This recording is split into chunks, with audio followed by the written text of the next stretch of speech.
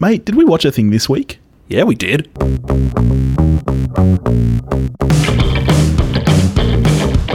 Hello and welcome to the podcast. Thank you for joining us here at We Watched a Thing. How are you, Billy? I'm great, Topher. You've got a very cheeky little look on your face at the moment. What's going on? It's not for anything in particular. You just your general smug self. I wish you could see it. It's a face of self-satisfaction. Self-satisfaction is my resting state. How you been though? You had a good week? Let's call it good enough. Yeah, you watched a couple of things? Watched a couple of things. Yeah. You didn't watch something you were hoping to, though. No, I went to do a double feature. I was going to do Toy Story 4 into Child's Play. That's a great way to do a double feature. All of the toys. Yeah. And with Toy Story, the audio mucked out and they cancelled the session. That sucks. It's pretty disappointing. I can imagine. I got to both, but I won't spoil anything. Well, I guess we'll leave that for next week then. In that case, what are we talking about this week? It can only be Child's Play. It can only be Child's Play, which we flip-flopped a bit on. This was on the schedule, then it wasn't on the schedule. And then dear patron of the show, Daniel, was like, you guys are doing this. I demand it, as is a patron's right. And then what happened was this. Yeah, we got some correspondence during the week, didn't we? We did. And this was before either of us had seen it. This was, I reckon, too late. I reckon that maybe it was while you were watching it. Yeah. And this is what I received from the patron. And I quote, "I've made a terrible mistake. I'm writing to you now from within the movie theatre 1 hour and 10 minutes into the Child's Play remake. Oh, so you wasn't even done with the film. Abort. I no longer want to use my Patreon power on this. Abort. I repeat, abort." Well, too late. Too late. You have used your power of Patron on it. Because you forced me to see it by that point already. And, I mean, not only that, we will ignore any further requests from you. Because, let's get this out of the way, Child's Play is shit. It's a bag of crap. So, at the request of another patron, we watched the original. That's right, which is a bunch of fun. We both really enjoyed it. This, not good, people. Just not good at all. Not at all. So let's get into it. Child's Play is a 2019 American horror film directed by Lars Klevberg and written by Tyler Burton Smith, if you can call that writing. It serves as a remake and a reboot of the 1988 film of the same title. It stars Gabriel Bateman, Aubrey Plaza, and Brian Tyree Henry, with Mark Hamill as the voice of Chucky, which I have to say got me very excited. Yeah, I was well keen, especially like he's so good as the Joker. He does great voice work. In voice form. But yeah, Child's Play. So what's it about, Toph? It's about a toy, a buddy doll. Yes. Not the good guy doll as it used to be. Yeah, yeah. Now the buddy doll, which unlike in old-timey Child's Play where it was like possessed. The soul of a serial killer. Yeah. Yep. Now it's just malfunctioning. Yeah, well, not even that. I mean, okay. So first, the start of the movie, Yeah. I got the first 5 seconds, I was in love because we got the old school film logos. When the Orion logo came up and I was like, oh my God, I don't think I've seen an Orion picture opener since like 93. And I was like, that's pretty awesome. From there, instantly downhill. I was confused even that the movie had started because we start on a commercial for is it the Kaplan company? With Vice President Hoynes from West Wing. Yeah. And then straight from that, we're in Korea, where Vietnam, Billy. I'm sure it was Korea. It wasn't. It was Vietnam. It said Vietnam. I'm sure it said Korea. Reading the plot, it is indeed Vietnam. We start in Vietnam. Back in Nam. Where we have a disgruntled employee basically setting the doll to evil. It's like that old Simpsons Treehouse of Horror where Bart buys the Krusty doll and the switch has been set to evil. That's what this is like. It's ridiculous. This guy gets fired for daydreaming is the reason. Pretty much. You're daydreaming again.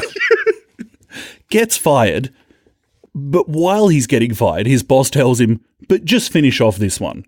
Because no doubt your heart will really be in it. Yeah. That's bad boss work. I mean, that's bad bossing. Everybody knows that you don't fire someone on a Monday and then let them work out the rest of the week. No. If you fire someone, they're out straight away. Because if what they're working on has fairly simple inbuilt switches to turn the thing to evil, which for some reason the buddy doll has. Even if it doesn't, no matter what your job is, if your job is raking up leaves, you don't let them finish the job because they're going to hide some dog shit in there. They'll do if they rake at all. If they rake at all. That's right.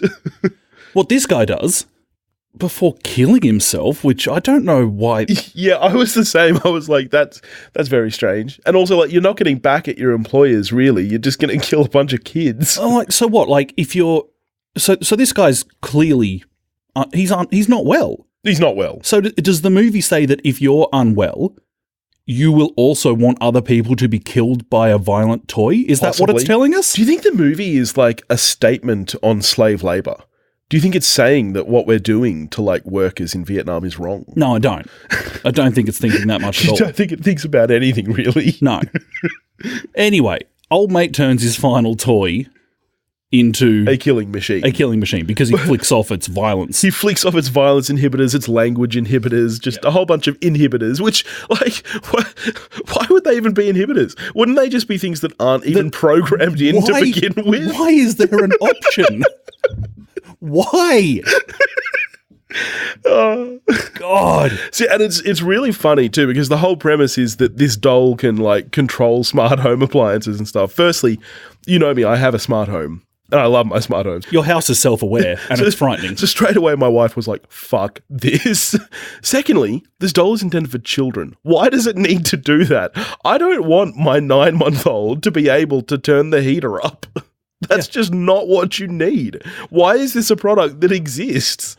But it does bring about something that is potentially interesting. That is, you know, in the bringing Chucky into the 21st century, where so many things are connected through technology. You know, maybe there is something to be played with there. Well, that's the thing. But it's all just stunningly uninteresting. There are a lot of, like, premises in this film that I'm like, this could have been something. There are some interesting things going on here. Like, and we'll get to that later. I think the relationship between Chucky and the kid actually has some interesting things there. But the movie is just executed so poorly, and it doesn't actually do enough with any of those things. I agree with you totally. And then the reasoning behind Chucky turning in this film, where he, like the retouched Star Wars film, when he's evil, his eyes go red, just in case we don't know, for fuck's sake. I know that our dear patron, we were in lockstep on this. I do not need, nor do I want, Chucky to have any kind of motive or something. Just let him... Chucky is demented. Let him live his best life being a demented fucking killer. Yeah, I would have much rather if, just like the original, he was just the soul of a serial killer. I know that you're all for adults with bowl cuts playing children. Yep. I actually thought that our lead child actor in this, Andy, wasn't bad. I think that he probably carried the film, really. Nah. No? Nah, get rid of him. And Aubrey Plaza is amazing. Not that she's any teasing in the film, but just because she's Aubrey Plaza. We love Aubrey Plaza. I love Aubrey Plaza. Yeah, like not working with much. No. Oh, God, no. Not working with anything, really. And, I mean, likewise, I think that Brian Tyree Henry does all that he could do. Yeah, he also carries the film for me. He could have... I actually found him quite interesting. And, like, we've already liked him in the past 12 months with Beale Street and Widows. Like, he's been on a good run. He's great. Yeah. So, I'm sad for him that he's in this movie. But I guess he got paid. Oh, yeah. Yeah, and you got to get paid sometimes. You got to work.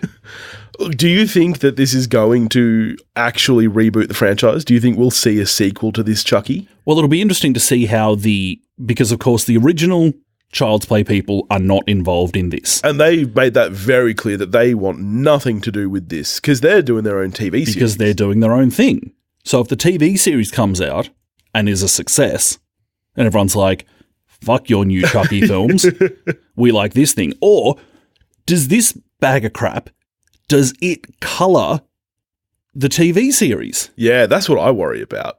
If I'm the original creators, I'm spewing right now that this movie that I didn't want... Because the thing that this is missing is the sense of fun. Absolutely, because Chucky is a gleeful as fuck killing machine. Yeah. There's nothing about that in this film. Yeah, and again, I said a similar thing with Brightburn a couple of weeks ago. This, to me, was more like a Twilight Zone episode. Like, we've seen this kind of evil doll thing before, and what set Chucky apart was the gleefulness and ridiculousness of it. Whereas this is just so... And like I said, I don't mind some of the things it flirts with. You know, like the fact that these kids are both so lonely and they help each other make friends. Yeah, it's really stock standard, but I didn't hate that part of it. And even, you know, the moment when Andy and his new friends are watching that horror movie and laughing at the violence, and Chucky is like, oh, okay, so violence is fun. I didn't mind that moment. That was kind of interesting. But none of it ties together in any sensible way. Chucky's first couple of kills in the film are in some ways excusable. Yes. Because the first one's a cat. Yep. Evil. And yep. And the second one is his mum's boyfriend, who we find out before he dies. Super evil. Has a family and he's cheating on his wife. Yeah. With Aubrey Plaza. So, he's a bad egg. He's a bad egg. So it's okay to kill him. Yes. I'm like, why are you bringing in anything remotely sympathetic to Chucky's actions? And then even the creepy janitor. By the time he kills him, the janitor's about to whack it to Aubrey Plaza in the shower. How much did you get paid for that role?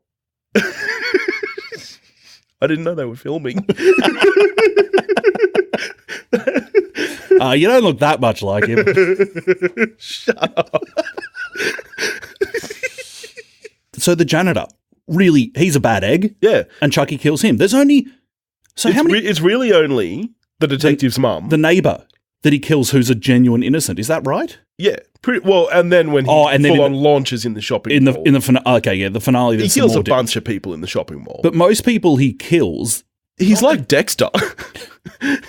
Like, there could be a series of this where he's like, he believes that he's like doing the right thing. Yeah. And you're almost on his side. And, I mean, it's not okay to be killing people. No, you mustn't kill. You mustn't kill. No. But why put forward anything that seems like at least this guy's getting it? Yeah. No, fuck that. Just let Chucky be evil. And let's talk about the kills themselves. They did at least... towards the end, the kills started to get fun, I guess. Like, they escalated in kind of just complete madness and chaos. It's funny that they set up this whole thing with Chucky being able to control smart homes, and they did nothing with that for the entire first half. In fact, was it he couldn't actually do that? This doll was defective until the janitor fixed him, and it was from that point on he could? No, it could be right. Yeah.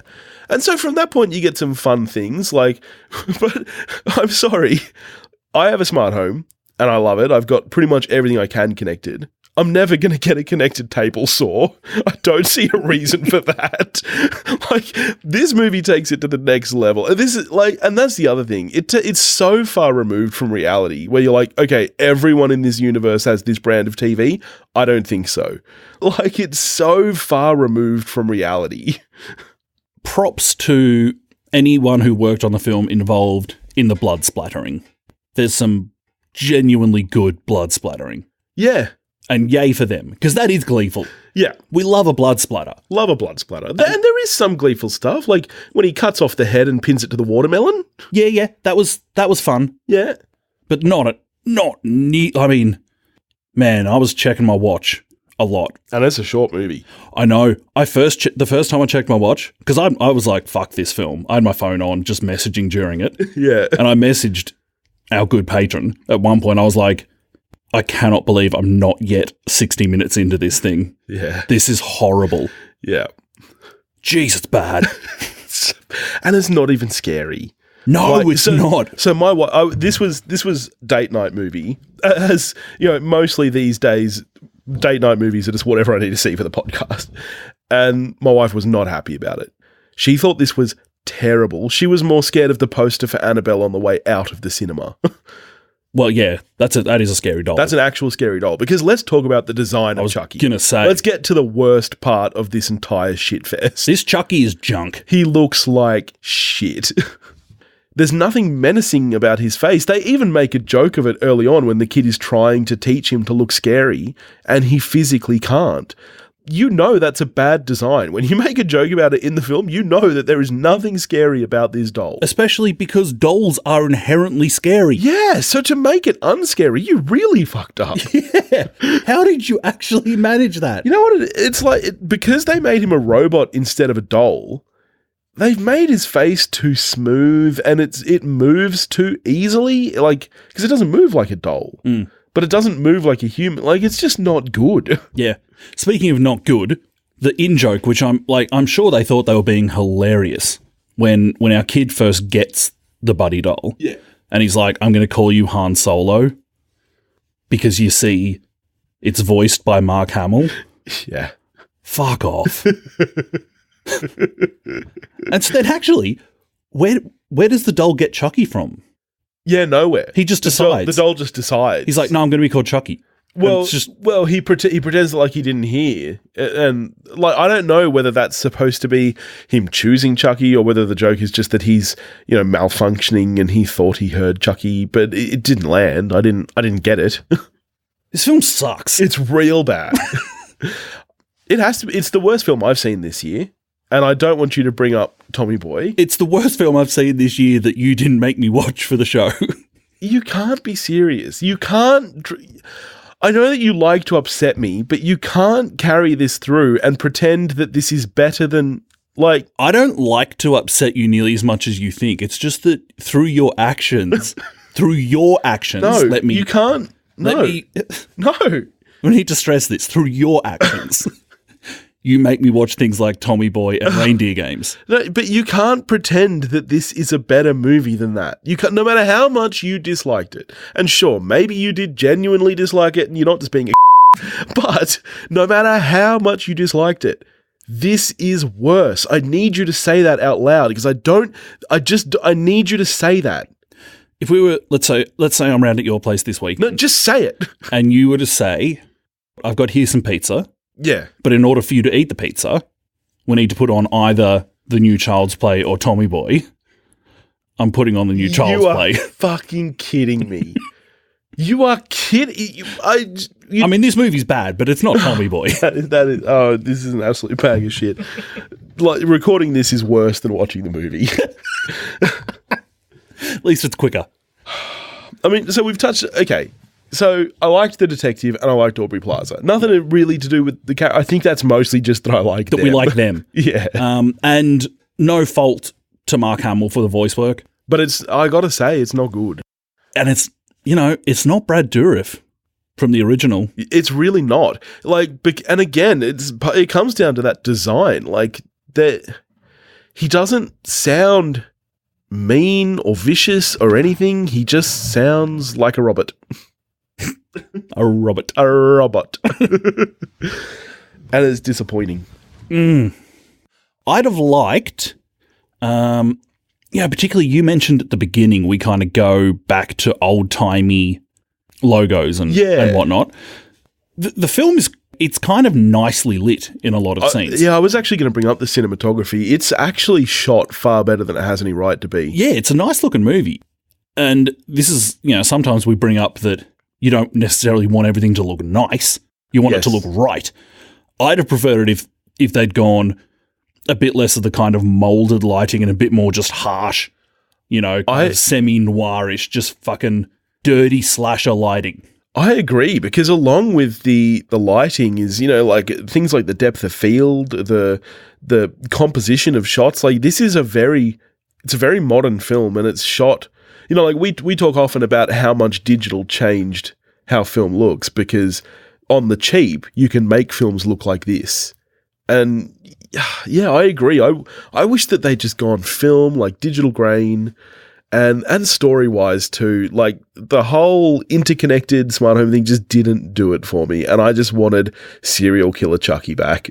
Like, some things just don't need to be modernized. A creepy doll is always creepy. And and because there were things to be mined with the modern tech if they wanted to do it. And they get the closest it comes to being any good is when he offs the neighbor in the not an Uber car. Yeah.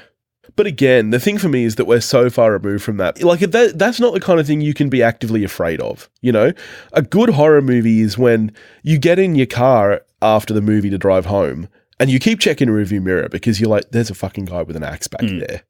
And not only that, like, if I'm in a Child's Play film, I want to see Chucky kill people. Yeah. I don't want to see a car crash. Yeah. I want to see Chucky mess some shit up. That's the thing. So few people he actually like, he barely wields a knife. It's the same with the janitor. He turns up the heat and drops him on a table saw. Stab some shit, Chucky. Give us some fucking stabbage. Is the horror, you mentioned it earlier, the horror movie that the kids are watching, is that a property or was it made up? I don't believe it's a real film. It was clearly inspired by Texas Chainsaw Massacre. Yeah, for sure. But I don't, like, looking at it, I didn't think it was actually Texas Chainsaw Massacre. Because it looked like something that they'd made, Home Alone style. It's a movie they've made for the movie. And I was like, this movie looks way fucking better. And I wish we were than the watching movie that. I'm actually watching. I want to see that film. Yeah. With like old school Peter Jackson levels of gore and stuff. Yeah. That film actually looked like a lot of fun. Why doesn't he get back into horror? He fucking should. He should. PJ should just get into some dirty, like, 16mm horror. Imagine if you heard that he was remaking Child's Play. That would get you excited. That would be awesome. Yes. That would be great. With a budget of like $75. So, I mean, I know that you must be scoring this a 2 then. You are bang on correct. This is a 2 out of 10. It is a crap film. It's better than Tommy Boy.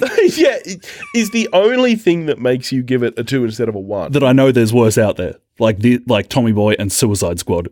Okay. All right. Like, I know there's worse out there. Yeah, all right. I'm a 3, and that is purely on the strength of Aubrey Plaza and Brian Tyree Henry. They're the only things that save this film for me. I wish the entire film was just those two being neighbours. They're not even neighbours. He doesn't live there. Well, that's true. He visits his mum a lot. And also, feeling he's a sad soul, I think. Yeah, he also seems like a pretty shit detective, to be honest, because by the third deaths around that single apartment block, you would know something is up. Well, he does. Does he? He solves the murder. How long does it take him? He accuses the child. But how long does it take? It takes until his mum dies. Yeah. And that's after the janitor, after Aubrey Plaza's boyfriend. The cat. Like, there are a lot of deaths in this joint before that. The cat probably wasn't reported. Probably. Why would you? They're evil. Actually, that was one great bit of the movie, was when the kid was trying to get to sleep and Chucky just kept playing the sounds of the cat being killed. That was kind of funny. This movie just had so much more potential, and that's what's disappointing about it, is that Chucky is a fun franchise. And there are plenty that you can go and watch instead of this. That's exactly right. Yep. Woof. Yep. All right. So what are we getting to next week then? More toys. Yes, that's right. Next week we'll be finally talking Toy Story 4, which I'm excited for you to see. Looking forward to it. We'll talk next week. Also, as previously mentioned, we were upcoming on a new episode of Movie Reviews in 20 Qs. That is no longer upcoming. It's live. That's old hat, mate. It's available. It is. So if you're wondering what we thought of Godzilla King of the Monsters, then which I'm really glad that we ended up doing that with Sam, because that was on our schedule anyway, and I know you were trying to get it off there. You didn't want to see it. I didn't. So I was glad we got to that, because I was mad excited. Yeah, I know you were. I mean, checking out Movie Reviews in 20 Qs is normally the right thing to do. That's a good idea anyway, even when we're not on it. Now that we are there, how could you stay away? Mate, well, the best thing to do is just to search for Movie Reviews in 20 Qs in any podcasting app of your choice. Stop doing Sam's job for him. Go to mritqs.podbean.com, I think it is, Sam. Is that right? I'm not going to double check these. That's for the audience to do. We'll wait for Sam's feedback. And I think it's Twitter at Movie Reviews In. And I think they're on Facebook at Movie Reviews in 20 Qs. That could also be wrong. Yeah, it could all be wrong. Yeah. I'm not fact-checking. Are you going to fact-check? Not at all. You're just going to cut this out. We've set a course for adventure. In the meantime, if you want to get in touch with us, you can do that at wewatchedathing.com or wewatchedathing@gmail.com. You can find us on Facebook, Instagram, and Twitter, all under the handle at wewatchedathing. If you want to help support the show and make us watch a bag of shit like Daniel did this week, you can do that at patreon.com/wewatchedathing. That's bye from us. Go watch a movie. Bye. Probably not this one.